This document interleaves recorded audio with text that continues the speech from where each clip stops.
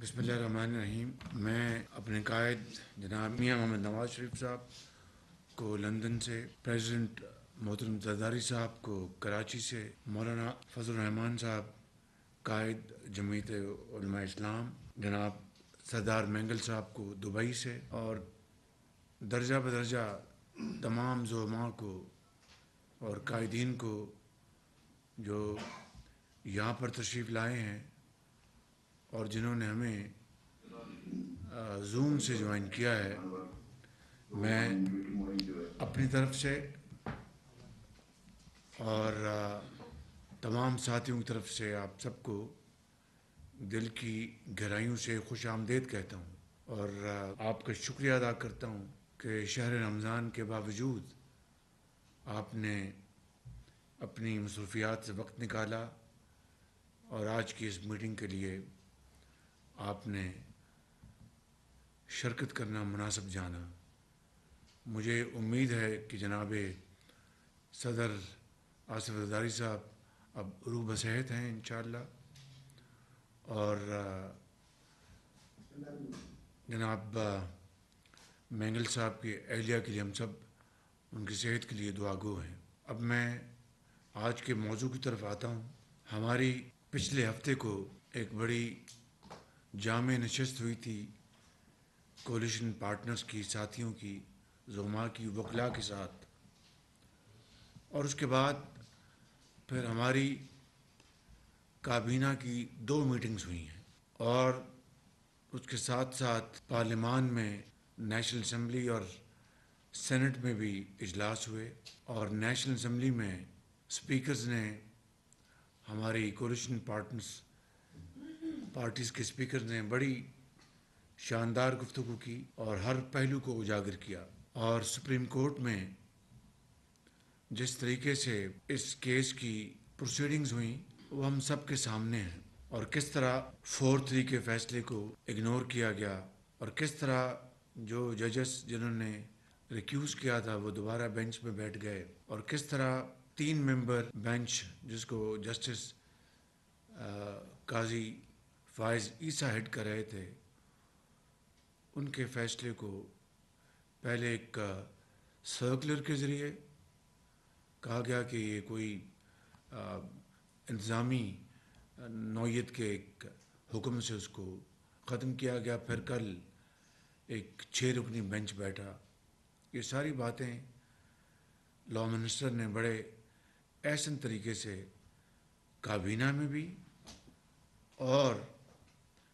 National assembly میں بھی بڑے زوردار طریقے سے حکمت سے ساری باتیں کی، اور اسی طرح کل بھی پرسوں بھی اسپیکرز نے بڑی جاندار گفتگو کی۔ ایک قرارداد پہلے ہی پاس ہو چکی ہے، اور کل امید ہے کہ انشاءاللہ ایک اور قرارداد ہاؤس میں پیش کی جائے گی۔ اس کے بارے میں مزید گفتگو لاء منسٹر آپ سب کے سامنے پیش کریں گے، مگر میں یہ صرف کہنا چاہتا ہوں کہ اس طرح کا کھلواڑ پہلے کبھی دیکھنے میں نہیں آیا۔ دیکھتی آنکھ نے اس طرح کا ایک انتہائی بھیانک منظر پہلے کبھی نہیں دیکھا ہوگا، اور اس حوالے سے ہماری ہر روز لائرز کے ساتھ نشست ہوتی ہے، ڈسکشنز ہوتی ہیں۔ آج بھی میں نے صبح میٹنگ کی تھی، اور آنے والے دنوں کے حوالے سے، جبکہ 3 رکنی بینچ جس نے فل کورٹ کی استدعا کو رد کر دیا،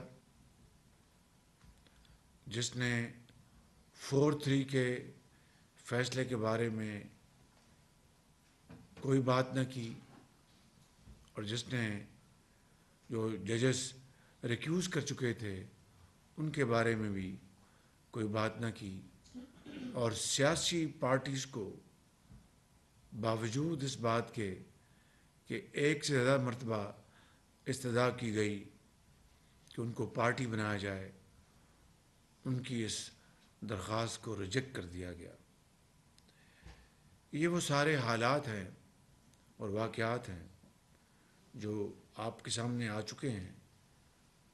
مگر کل اس 3 رکنی بینچ نے جو فیصلہ دیا ہے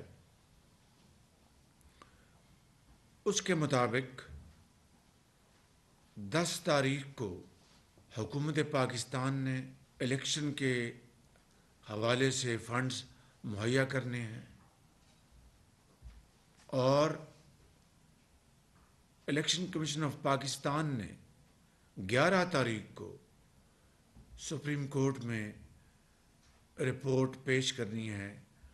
فنڈز کی ادائیگی کے حوالے سے۔ میں تفصیل میں نہیں جا رہا، فیصلے میں لکھا ہے کہ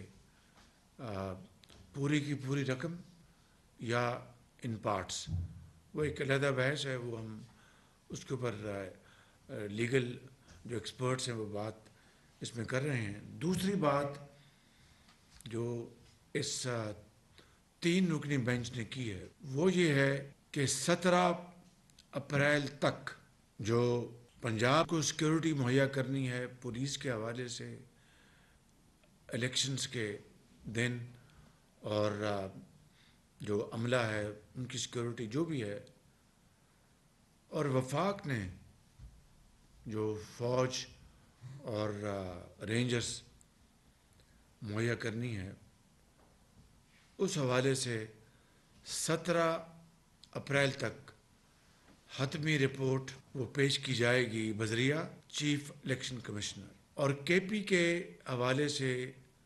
اس فیصلے میں 3 رکنی بینچ نے کہا ہے کہ وہ متعلقہ اداروں میں رجوع کر سکتے ہیں اور ہائی کورٹ بھی جا سکتے ہیں۔ یہ ہے خلاصہ کل کے فیصلے کا۔ تو کل ہماری باقاعدہ میٹنگ ہوئی کابینہ کی، اور اس میں بڑی تفصیل سے بات ہوئی۔ اس کے بعد پھر اجلاس ہوا نیشنل اسمبلی کا، جس میں آغاز جناب لا منسٹر نے بڑی مدلل تقریر کی، خواجہ سعد رفیق صاحب نے کی،